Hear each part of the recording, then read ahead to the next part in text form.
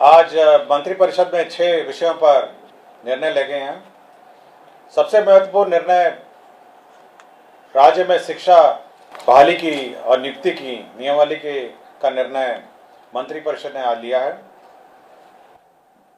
इस नियमावली का नाम होगा बिहार राज्य विद्यालय अध्यापक नियुक्ति स्थानांतरण अनुशासनिक कार्रवाई एवं सेवा शर्त नियमावली 2023। इस नियमावली के तहत अब जो भी नियुक्तियां राज्य सरकार शिक्षकों की करेगी वह अब राज्य कर्मी होंगे, राज्य सरकार के कर्मी होंगे। यह एक महत्वपूर्ण निर्णय है। इससे पूर्व आपको जानकारी होगी कि राज्य सरकार राज्य में पंचायत शिक्षक, पंचायत समिति शिक्षक और जिला परिषद के शिक्षक और नगर निकाय के स्थानीय निकायों के शिक्षक रहा करते थे। अब जो भी नई नियुक्ति होगी अब वो राज्य सरकार नियुक्त करेगी। राज्य सरकार नियुक्ति के लिए एक अलग परीक्षा आयोग के माध्यम से लेगी।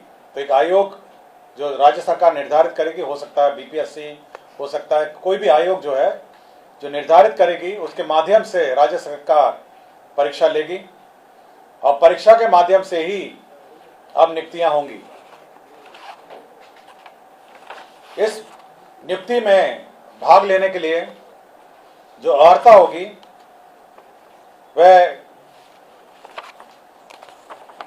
मैं पढ़ देता हूं। इसकी नियुक्ति की जो अनिवार्य अर्हता है, भारत के नागरिक हों और बिहार राज्य के स्थायी निवासी होना चाहिए, ये पहली अर्हता होगी। विद्यालय अध्यापक के पद पर नियुक्ति हेतु राष्ट्रीय अध्यापक शिक्षा परिषद द्वारा समय समय पर निर्धारित शैक्षणिक एवं प्रशासनिक योग्यता धारित करते हों एवं विशेष विद्यालय अध्यापक के लिए अर्हता भारतीय पुनर्वास परिषद के अनुरूप अनिवार्य होगा। तो ये महत्वपूर्ण एक अनिवार्यता है। राज्य सरकार एवं केंद्र सरकार द्वारा समय समय पर आहूत शिक्षा पात्रता परीक्षा में उत्तीर्ण हो, परंतु वर्ष 2012 से पूर्व नियुक्त एवं कार्यरत शिक्षक जो दक्षता परीक्षा उत्तीर्ण होंगे के लिए शिक्षक पात्रता परीक्षा में उत्तीर्ण अनिवार्य नहीं होगा। विषय विशेष के लिए अलग से विशेष अर्हता का निर्धारण विभाग द्वारा समय समय पर किया जाएगा।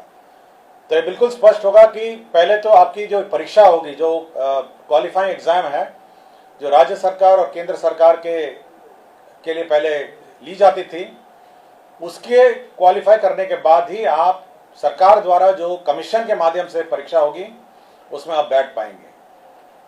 तो पहला एक एग्जाम जो सभी ने लिखा है, चाहे वो टीईटी हो और अन्य जो शिक्षा परीक्षाएं हैं, उसको क्वालिफाई करने के बाद आप राज्य सरकार के कमीशन द्वारा जो सरकार जो कमीशन निर्धारित करेगी उसके माध्यम से जो परीक्षा ली जाएगी तो बहाली उसके माध्यम से होगी। इसमें न्यूनतम आयु निर्धारित है 21 साल और अधिकतम आयु सरकार द्वारा निर्धारित की जाएगी।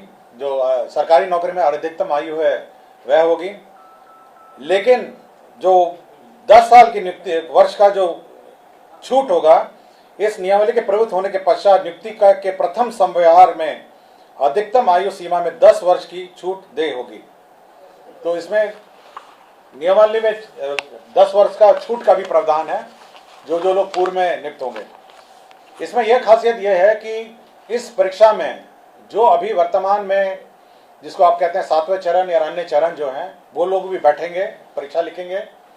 और साथ ही साथ जो अभी तक जो शिक्षक नियुक्ति जो गैर सरकारी शिक्षक हैं, जो सरकार के जो नगर निकाय और पंचायत स्तरीय और स्थानीय निकाय के शिक्षक हैं, वह भी इसमें बैठ पाएंगे। तो सभी प्रकार के शिक्षक जो हैं, जो अर्हता रखते हैं, वह बैठ पाएंगे। और इस नियमावली के माध्यम से अगर अर्हता रखते होंगे तो कमीशन द्वारा जो परीक्षा ली जाएगी उसमें बैठेंगे। सभी जो कैंडिडेट्स हैं जो इस परीक्षा में लिखेंगे उनको 3 मौका दिया जाएगा। तो 3 बार लिख सकेंगे और 3 मौके के बाद वह नहीं लिख सकेंगे। जहां तक रिजर्वेशन की बात है, सारे राज्य सरकार द्वारा निर्धारित आरक्षण रोस्टर का पालन किया जाएगा। और लेकिन साथ ही साथ जो आरक्षण है प्राथमिक एवं मध्य विद्यालय के मूल कोटि एवं स्थानक कोटि के विद्यालय प्रधानाध्यापक के पद पर प्रत्येक विषय में न्यूनतम 50% महिला अभ्यर्थियों की नियुक्ति की जाएगी। जो वर्तमान में शिक्षा में जो आरक्षण लागू है वह यथावत रहेगा, किंतु अन्य जो महिलाओं को छोड़ के अन्य जो राज्य सरकार का जो आरक्षण का नियम है वह लागू होगा। इसके साथ साथ अब सरकार के जो कानून हैं, सरकार के जो नियम हैं, सरकार का जो पेंशन है, सरकार का जो निर्धारित एनपीएस पेंशन है, ये सब लागू होगा। सरकार के जो आचरण है वो लागू होगा। यह नीति अब जिला संवर्ग के रूप में होगी, जिसमें जिला के अंदर स्थानांतरण का प्रावधान है और अंतर जिला का भी स्थानांतरण का विशेष परिस्थिति में प्रावधान है। संपुष्टि, सेवा संपुष्टि भी उसी अनुसार है, शिकायत अपील भी उसी अनुसार है। और कैबिनेट ने यह निर्णय लिया है कि अब अन्य किसी प्रकार से शिक्षा की नियुक्ति नहीं की जाएगी, शिक्षक की नियुक्ति नहीं की जाएगी। केवल जो सरकार द्वारा निर्धारित कमीशन है उसके माध्यम से परीक्षा होगी और उसी माध्यम से अब शिक्षा नियुक्ति होगी। यह बिल्कुल कैबिनेट ने स्पष्ट निर्णय ले लिया गया है। सप्तम केंद्र पुनरीक्षित वेतनमान संरचना में वेतन जो प्राप्त कर रहे हमारे सरकारी पदाधिकारी कर्मी हैं, उनको 1/1/2023 के प्रभाव से डीए का जो रेट है वो 38 के स्थान पर बढ़ा के 42% हो गया है। राज्य सरकार को इस बढ़ोतरी में 1690 करोड़ का अधिक व्यय होगा, तो 38 के स्थान पर अब 42% डीए होगा। राज्य सरकार ने अपना जो कंटिजेंसी फंड है उसको 350 करोड़ से बढ़ा के 10,000 करोड़ कर लिया गया है। आपको जानकारी होगी, समय समय पे हम लोग कंटिजेंसी फंड से निकासी करते हैं, तो अब ये लिमिट 10,000 करोड़ का होगा, जिसमें आधा प्रतिशत जो 50% होता है वो आपदा के लिए सुरक्षित रखा जाता है।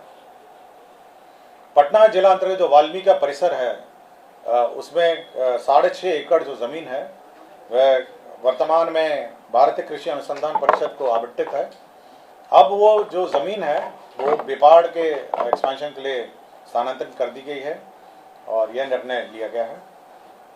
और बिहार पुलिस में ईआरएसएस का जो सिस्टम लागू है उसमें जो अंडरग्राउंड केबल नेटवर्क है उसमें जो शुल्क, राइट ऑफ वे शुल्क दिया जाता है ईआरएसएस पुलिस मुख्यालय और अन्य स्थान के लिए, ईआरएसएस के योजना के लिए, तो यह शुल्क, राइट ऑफ वे का शुल्क माफ हो गया है। और एक पद सृजन का है जिसमें राज्य योजना मद में ग्रामीण विकास विभाग के अंतर्गत जवाहर ग्राम स्वरोजगार योजना के अंतर्गत सृजित जो 102 पद थे उसमें 53 पद अब स्थापना में प्रतिबद्ध परमानेंट पद हो जाएंगे और 39 पद है उसको सरेंडर कर दिया गया।